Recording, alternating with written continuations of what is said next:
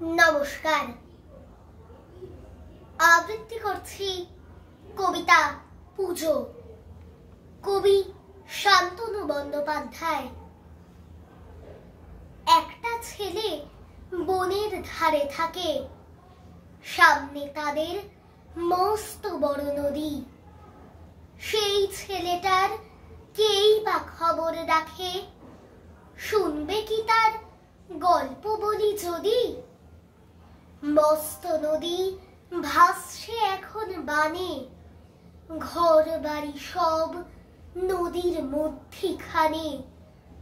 সেই ছেলেটা খুঁজছে কেবল মাকে, খিদের জ্বালায় কাকেই বা আর ডাকে।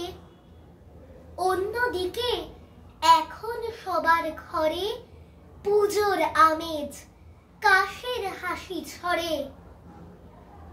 বাজছে কাঁসর, ঢাকে পড়েছে কাঠি, খুশির হাসি হাসছে আকাশ মাটি। সবার গায়ে লাল টুকটুক জামা, সবাই এখন গাইছে সারে গামা।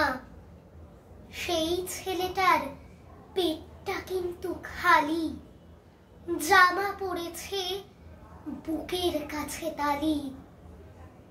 আনতে যদি পারো ওকে টেনে, তোমার আমার পুজোর মধ্যিখানে।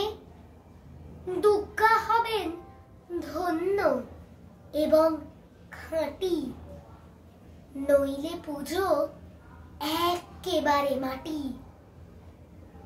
নমস্কার।